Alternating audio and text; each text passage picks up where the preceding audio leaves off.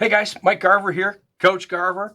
Today we're starting to talk about riding the AI tsunami. Um, this summer, I did a deep dive into AI. What's it all about? How can I use it in research? How can I use it in education? I spent about a month reading, playing with all the tools, looking at all the different things, kind of went into areas that I was an expert in, and then used AI to help with that. And so really came away with a pretty interesting perspective after my deep dive this summer. And let's be clear, the tsunami is coming, right? And there's all kinds of predictions. But it is a game changer, and sometimes that game changer can be a little bit scary, right? And so that's why I'm using the tsunami is coming and it's going to hit us like a tsunami. And so we got one or two choices. We can hide in the village and just pretend it's not there, and hopefully it'll just pass over and we won't get hit by it. Or we can take up surfing and get really good at surfing so that we can ride that tsunami when it does hit. And it's actually here already, right? And it's only going to increase and increase and increase and get more of our everyday life and more. It's amazing. Even since I did my deep dive over the summer, it's amazing 2 or 3 months later how much is evolved in 3 months. And so, so let's be clear. Couple warnings ahead of time is the day after I do this video is out of date. And so let's be clear, because of the rapid pace of change going on. And then the other one is I'm not an AI expert. I'm just a professor who is learning, like you guys are, this AI tool and trying to figure things out the best. But I do have a good sense of how it works in market research now and how I think it can really help us in education. So I'm not running from it. I say you don't run from it. I'm learning how to surf. I say you come with me and learn how to surf. Let's go get it. So the world, for quite some time, this world has been spinning fast, and it's hard to keep up with change. But my friends, I think the world is so changing. We have a completely new world, and this world is going to spin way faster. So I'm trying to get my point across. It's coming. Let's get ready for the new world. All right. So one way to look at this is it's a necessary tool. And I've heard this analogy. I kind of like this analogy. I kind of like my tsunami analogy too. But if you're going to work over the summer and you don't have an internship and you're like, I'm going to work in landscaping, well, guess what? You may need to use that shovel for that summer landscaping job, right? And not only to use that shovel, can you imagine if you go to landscaping and go, listen, I don't do shovels. I don't do that. I just don't do shovels. Well, you aren't going to last long in that job. In fact, the other thing with that shovel is I've seen dudes who are really good with shovels, and they can do amazing things more than just digging, right? There's best practices on how to use that shovel. And if you really want to be a star, get everything you can get out of that shovel. Let's take it another step. Oh, now the excavator is born. And do you want to dig that hole by hand, or do you want to learn a new tool and get 10 times as much done? Well, maybe even more than 10 times. I don't know what it is. But you get my point, right? As tools evolve, we got to stay on top of those tools that are in our business. Otherwise, we get left behind. It's just that simple. All right. So one of the things I think that is really super important, talking about biases, right? And there are biases, and I don't think we talk about them nearly enough. So many times when we go down, it's about how powerful and all these benefits and all the things that it can do. Well, it's got holes. It's not perfect. And I want to talk about that because we need to be aware of these limitations. It's super important. And if you don't, then you're going to make mistakes. And guys like me see those mistakes. So let's go ahead and talk about the biases. So the first one is garbage in, garbage out, right? Whatever AI, if you think about AI goes out and reads the whole web in about 2 seconds, and then it comes back and says, I pulled from these sources, and based on these sources, here's my knowledge. Did you get the right sources? Is it pulling from the right information? Or is it pulling from information that's not credible or not good or that sort of thing? Let me give you an example.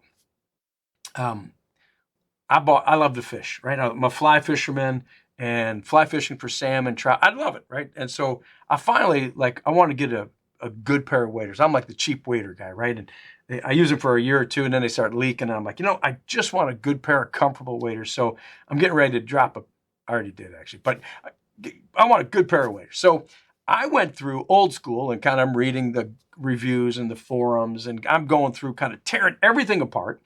And I got a really good feel for the waders that I'm looking at. And I got kind of like my top 3 waders, and then I made a decision. But I said, well, before I pull the trigger, after I just did this deep dive, I wonder how AI would do it. So I sick ChatGPT loose on it, right? And it goes and it comes back, and it was horrible. And what went wrong is I wasn't precise about what sources, what information I wanted to pick up. So it went and read websites. And I'm like, yeah, I could do that. Like it went and read websites and kind of gave me the website, the sales pitch from the companies, which is totally BS. And so then I was like, it was just really bad. And so then I went back in and said, hey, we got to do something different here. I want you to go read reviews, and particularly like reviews by guides, and I go to the forums and anything where real people are talking about their experiences with waders. That's what I want you to pull from, not these websites. Well, it did that, and it did a much better job of that, right? So that was one of the first things you can learn from this is make sure it's got good sources. I did the same thing with relative weight analysis, which is one of my favorite statistical techniques. And I first let it go and just read what it wanted to read, right? Well, it went and read some stuff that wasn't all that credible. And I'm like, no, that's actually wrong. That's actually wrong. And it's based on the sources. And so then I kind of said, I went back with my specifications. I even loaded up, here are the articles I want you to think about. And then I explored for new articles. And I'm like, all right, now I got good sources, good data. Now we can get really good answers. So that's the first one. Make sure that it's doing the sources right. This is the big one. And so if you're sleeping right now, wake up and pay attention, because this is the big one. AI tools hallucinate, making shit up. And it does it. But here's what's worse. It does it with confidence, right? And to me, ouch. And so I have so many scenarios of where it makes stuff up. It hallucinates. But the confidence is what gets you. If you ask me about something and I'm like, hey, I got a little bit of information about this, but I would tell you, I'm not exactly sure. Don't, double check me on this, but let you know that I don't have a lot of confidence in it. But then I would tell you what I know. AI doesn't do that. AI comes out and says, I know everything, and here's the right answer, and here's what you should be thinking about. And then it's wrong. And it's that confidence factor. So, let me give you an example. I started looking at how AI can do market research. And I said, hey, can you do relative weight analysis? Oh, well, I can do that. And I'm like, okay, great. And so I give it relative weight analysis. All the answers were wrong. Yep. It was just wrong. And so it's running AI. And then I kind of did it my way with my tools. And I'm like, oh yeah, it's wrong. So then I tried new prompts. I said, hey, you made some mistakes on that. Oh, I'm sorry. We got it right this time. Again, wrong. I couldn't get it to run right, in fact. But if I'm not, double checking and being paranoid about it, I would be out there thinking I got the right answers, go to my boss with all the wrong answers. Let me give you another one. My blood work. So I got my blood work back, and I knew it. And I was like, my God, I might be 25 again. And my blood work came back really, really well. And so I submitted my blood work to 3 different AI tools. ChatGPT got it right. And I was like, oh, cool. It got it right. All the other ones got it wrong. And it not only did it get it wrong, but the one was, I'm not going to tell you who. No, it was Copilot. Copilot got it wrong, but it made shit up. So my blood work, I only gave it like a small part of it. And then it added all these tests that weren't on my blood work. I'm like, we didn't even test for those things. And it's given me readings on that. The other one I did, a really reputable brand too, and it misread it. And it had me at really high cholesterol and really bad stuff. I'm like, no, that's wrong. And then I believe it was ChatGPT that actually got it right. So my point on that is be careful, double check, triple check, because it hallucinates it makes things up. And there's one, the sources in this one are really big. Here's another one too. I think it has a tendency to be optimistic. It has a high willing to please. It wants to please us. It wants to be optimistic, and sometimes it's too optimistic, and you got to be careful with that. Sometimes even I'm like, wait a minute, you're being too optimistic, and I would actually go in and type in, can you be a little bit more realistic in this? And it comes back and it changes completely its tune. Well, so again, it wants to please. It can be optimistic, so just keep that in mind too. All right. So yeah, those are some really key loopholes, but the benefits are amazing. It can speed things up. It can help with creativity. It's great for brainstorming. I think it's in the writing things. It's unbelievable what it can do. And so there are some obviously benefits that are everybody around the world is jumping on the bandwagon. So, but make sure you understand the limitations. So I think too, there's a right AI tool for right jobs. I think it does some jobs particularly good. In the next class, we're going to talk about market research. Like, what does it do well in market research and what doesn't it do well in market research? And there are tools. Like, there's no doubt some of the things I'm like, it's phenomenal. It's a game changer. Oh my God, that would have taken me there's one study that took me 30 hours and in about a minute, it did equally what I did. Holy smokes, that's unbelievable, right? And then I did some areas and I'm like, it sucks. It's not very good. It gave me the wrong answer. And in other areas, I'm like, yeah, it's just easier to do it the way I've always done it. It's just not there yet. I'm sure it's coming, but as of today, it's not there yet. So anyhow, so it's about understanding what the right tool, and we're going to talk about what some of those right tools are too. Okay. Before we get into those right tools, though, let's talk about some best practices, because I think this is the key to it all, right? Like, there are some things that we should do in using AI tools, and I think this is important. So the first one is, I don't want, dare I say, have the theory in mind, but have this mental model of what we're looking for, okay? And it needs to be clear. And so if you want a picture or if you want video or, whatever you're creating, I think you need to have it pretty clear up here what you want. If you don't have it clear up there, it'll just run wild and it'll give you something. And maybe it gives you something good, but a lot of times it gives you stuff that you're not looking for. It's not useful like that. So my point is, the clearer you start with a visual mental model of here's what I need, here's what I want. I kind of want it to look like this. I want it to feel like this. That's so, so important. For example, we do a CX survey in this class. And I said, hey, go write me a CX survey, right? It was really, and it did a terrible job, right? So then I had to get really clear about, okay, and I know what I want, right? I've done this for a living, right? So I know exactly what I want. And in fact, I would say that mental model came down to a very specific plan. And so then I said, hey, I want the first section to look and feel like this. I needed to do these things. And the second section, I needed to do this laundry list of things. And I wanted to use these scales, and I wanted to use this question format, and I want it to all be on one page here. And this third section should look like this. And I give it very specific plans, right? And then those plans came out into very specific prompts, right? But it was massive and it was detailed. And then it came out pretty good, right? And I was like, oh, got it. And so it just, but when I didn't give it something specific, it usually was wrong. It didn't do it right. I was like really disappointed with the results until I took over and got really super specific. Where this all goes to is, yeah, you want to have a clear mental model. You want to have specific plans, and you want to be translating prompts, but then you need to just be really a critical thinker with the output. When you get this output, double check, the triple check. Make sure you evaluate, you clarify any, all those things that critical thinking is going to give us, because we want to get hallucinations. We want to get the wrong out of that. So, and I think a good ending example I want to end on is right here is, hello, my name is Intern. Let's use the intern analogy. And your intern that you've been given, AI, is super smart. It can read 180 pages, hit 180 million pages per second. It can synthesize. It can do all these wonderful things, right? But I know with interns that I've worked with in the past, we got to give them specific plans of what, if I want something, I want it done my way, I need to give them a really specific plan of here's all the things I'm looking for. Here's what it should have. Here's the tone. Here's all these different things.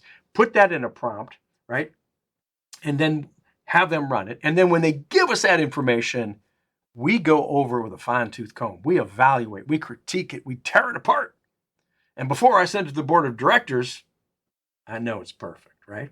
And if we use it that way and we think about that internship mentality, then I think we're off to the races and we can have some really good success with it. Shortcut that, well, you're asking for trouble.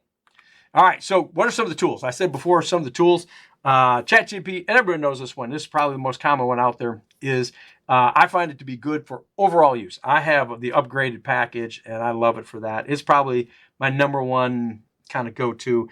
It's good for pictures. It's good for movies. It's good for questions. It's good for kind of dialogue, brainstorm. I find it to be very good.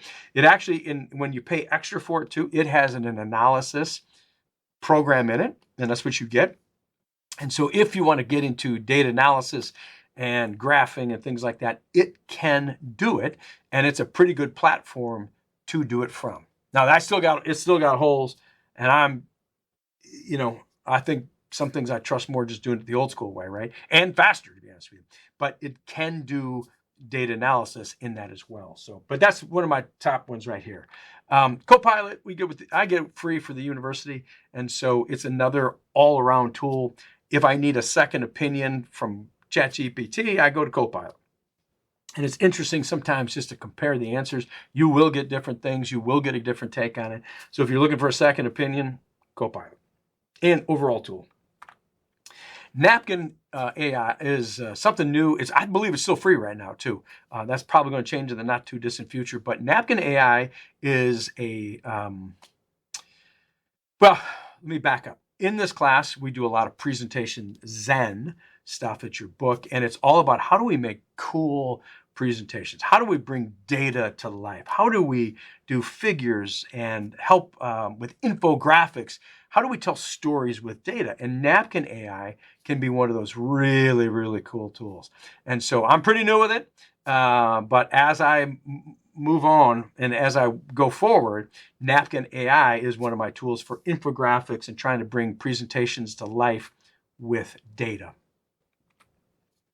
Adobe Express is cool. If you've ever used Canva, it's kind of like Canva, to be honest. It's in fact, I can tell I'm a Canva user, but I actually like Adobe Express better.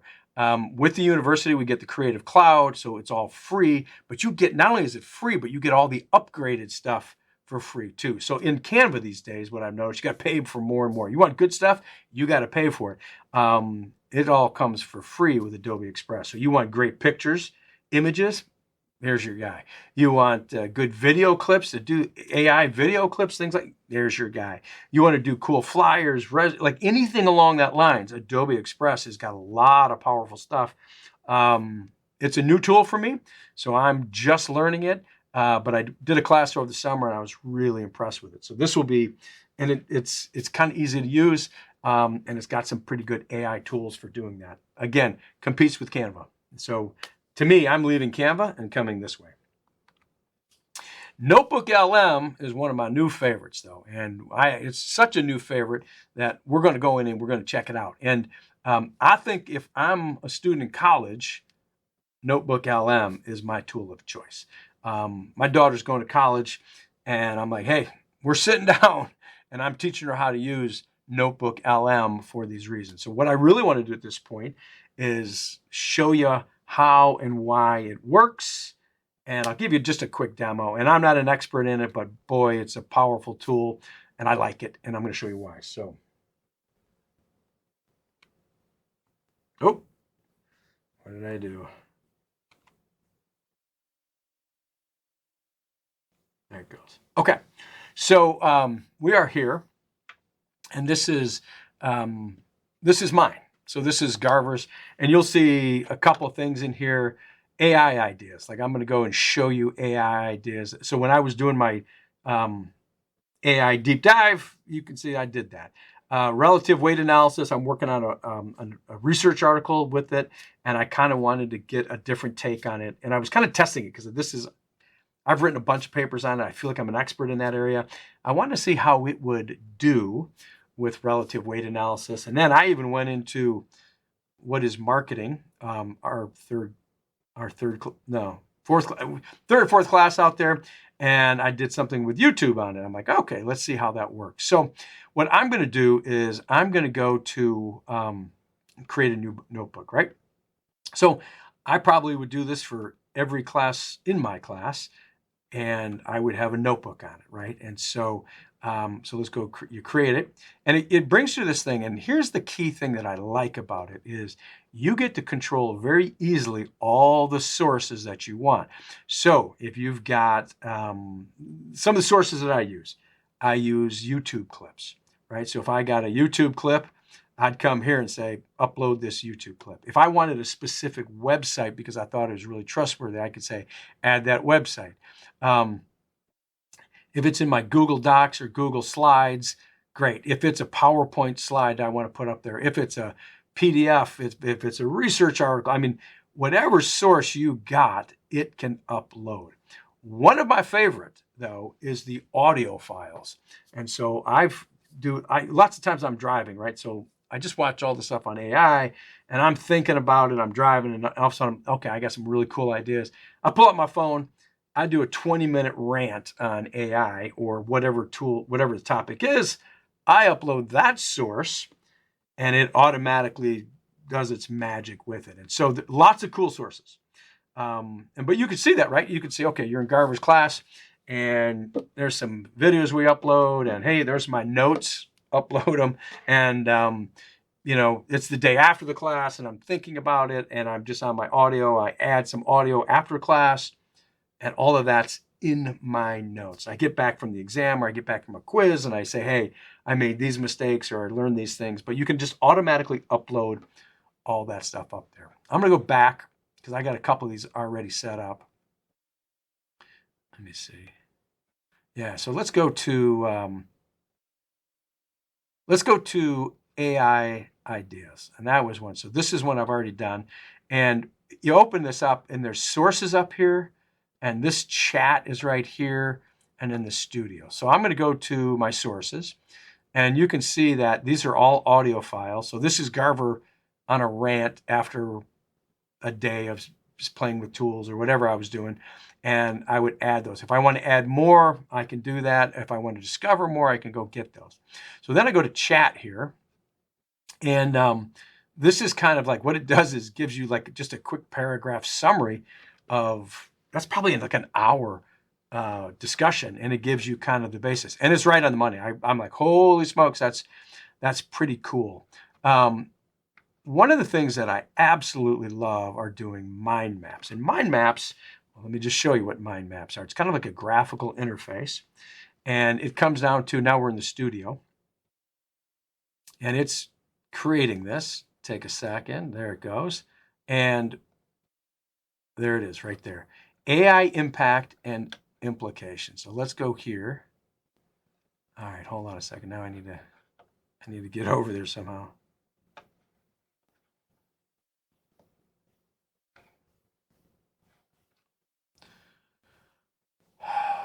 Shoot. Okay, let's do this.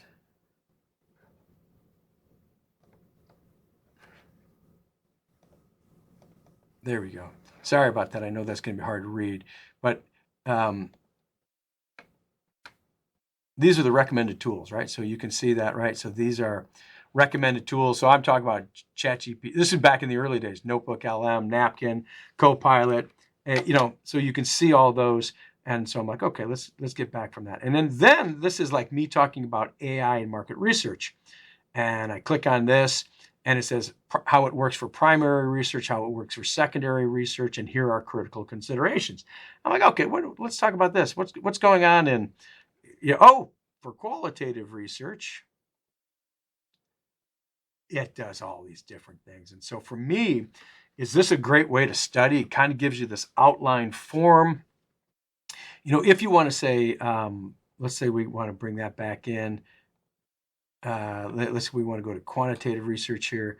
Let's go clean databases, right? So let's say I'm curious about this and I want to go back to the section like what was specifically about cleaning databases? Well, then what it'll do is it'll go back to the sources and it finds that exact stuff on that source. So now you can get, there it goes.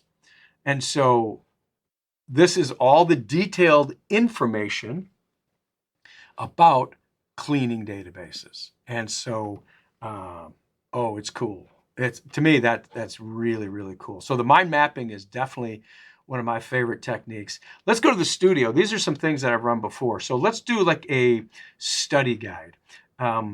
You can imagine if you've got Garver's class materials up here and you say, I want a study guide, right? So let's go ahead and create that.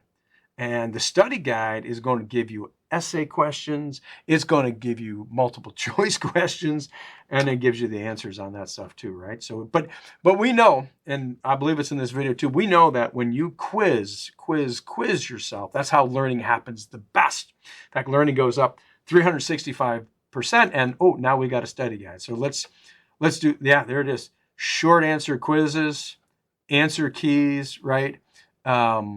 You go down here, I think it'll even give you more. Yeah, look at all the answer keys, right? Like that essay format, right? So if this is me, I'm like, okay, I'm reading these, I'm coming up with an answer, and then I'm going to check my answers, and it'll let me know how well I'm doing that stuff. So that's a really good one. A briefing document. So the briefing document is good too. And what the briefing document does is it kind of just gives you, it takes massive amounts of information and boils it down into a document that kind of gives you your notes in brief, right? So it would, let's say you got an hour of recordings, it'd bring it down. So probably you got about 10 minutes of reading or 5 minutes of reading. And here it is, right? So AI is a transformative tool. AI's impact on research methodologies, right? And so you can see, and it's kind of in that outline form. So it's easy to read, easy to understand. Challenges. I mean, this got everything. So to me, very cool tool. So if you almost need like notes, if you wanted to know, let's say you had an hour video on here of a lecture, well, now it's going to give you the notes on that automatically, which I think are pretty cool. Timeline down here, if like there's sometimes I'm working with timelines and let's say history, right? Well, timelines are really important. In this stuff, there's no timeline, but you can create a timeline. So I did that with relative weight analysis, and it goes back to, it was invented in '99 and all like the key updates to it over time, which is kind of a cool way. So if you need timelines, it'll give you that stuff. Frequently asked questions is another one that's kind of cool. Let me show you that one. There it goes. It's pretty quick though, right? And this is how, I love this, right? How can AI tools like ChatGPT Pro and Notebook revolutionize qualitative research? And then it gives you a paragraph, right? What are the key benefits of using AI for secondary research and data management? And it gives you all the answers on that. It's like, that's kind of cool too. So, and we know, right? We just know that whenever we're doing these things, that it can, it can help us with that stuff. So, okay, so let's get rid of this. I guess the whole thing that I want to leave you with is the tsunami is coming. And so let's learn how to ride the surfboard so that we survive the how we prosper and how we can use it to our advantage, because there are some pretty cool tools. But the key to using a tool really well is knowing its limitations. So remember, you got to have good sources. It's gonna hallucinate, so you got to be careful of that and do everything you can to not get in that. And then remember, you got to have a clear mental model of what you're looking for. That's got to kind of get down into a specific plan that shows up in your prompts. And then when you get it, know that it hallucinates, know that there's going to be problems, and you've got to edit and you got to evaluate and you got to critique it and you got to make it your own. But if we can do those things, man, there's some cool tools here, and let's take advantage of it. So let's not run. Let's take advantage of it. Learn to surf. All right, my friends. See you in class.